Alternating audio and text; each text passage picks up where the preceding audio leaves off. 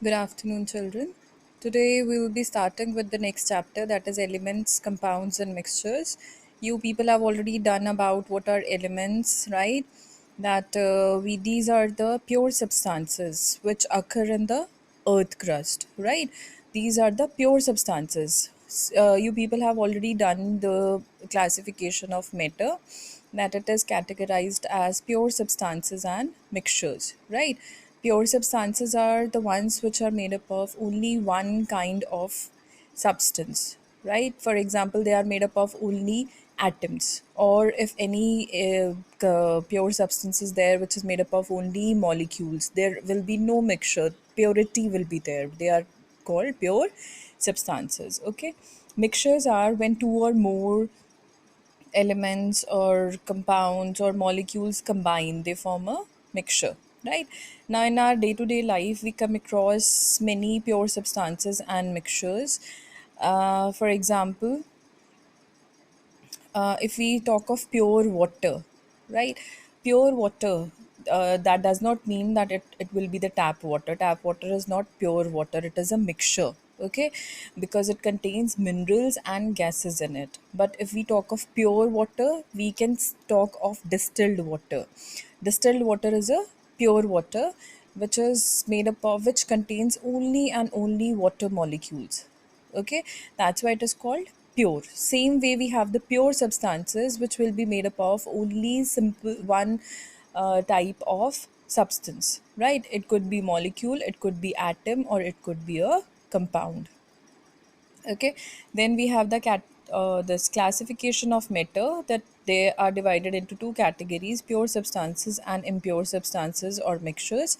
Pure substances we are have of two types: elements and compounds. And impure substances, they are of again of two type: homogeneous mixture and heterogeneous mixtures, right? Elements, they are further categorized as metals, non-metals, metalloids, and noble gases. Okay, so this classification you have already done in your lower classes. Let's come on to elements. What are elements? These are the pure substances which are made up of same or single type of atom, is called element, right?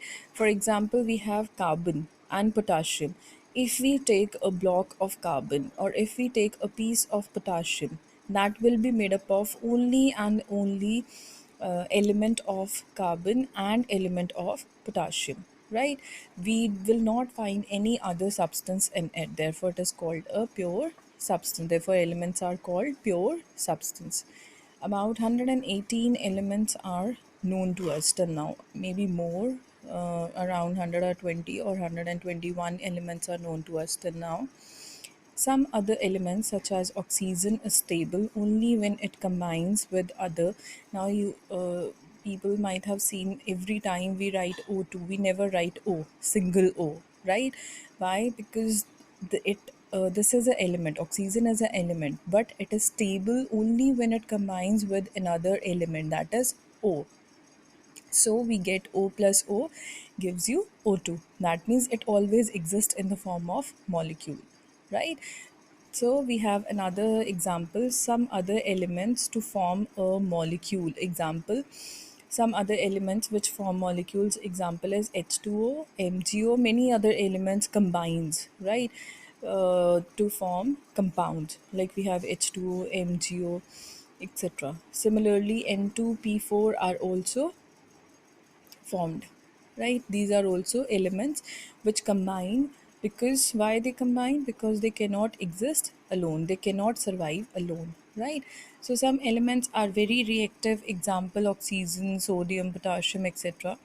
They easily react with other substances to form compound. Example, sodium is a metal, right? It is an element. It is combining with another element, O2, oxygen, to form a compound which is sodium oxide, N2O, right? Elements can combine with one another.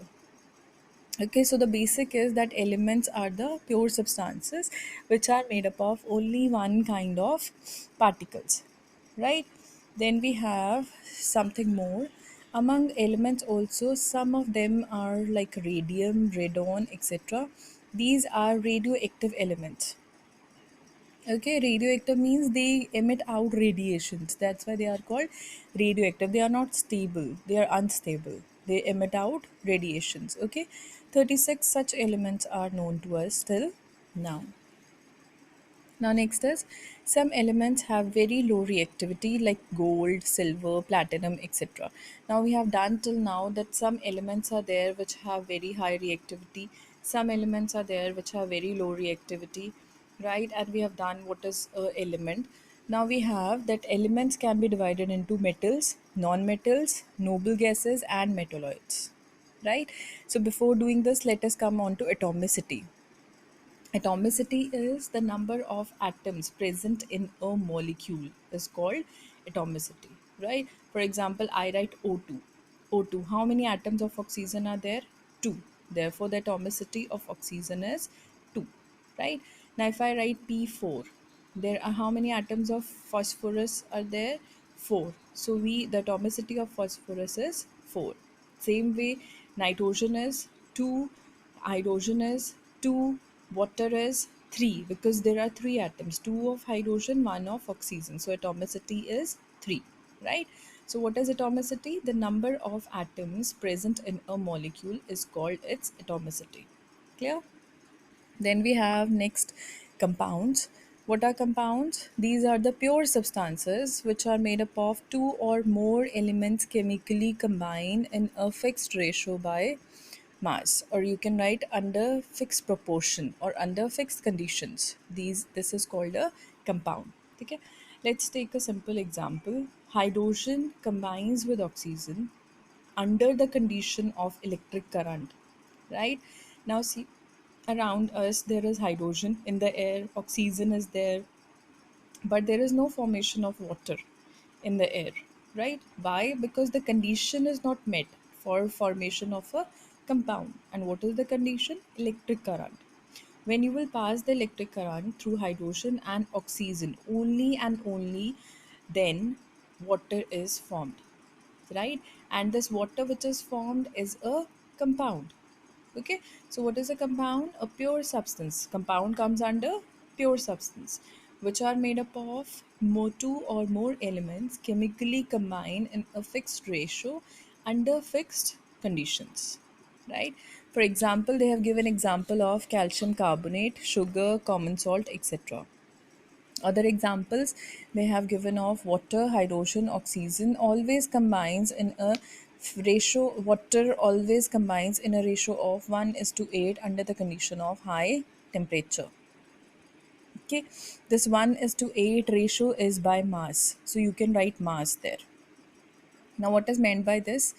In water, if you will see the mass of hydrogen, it is 2 grams.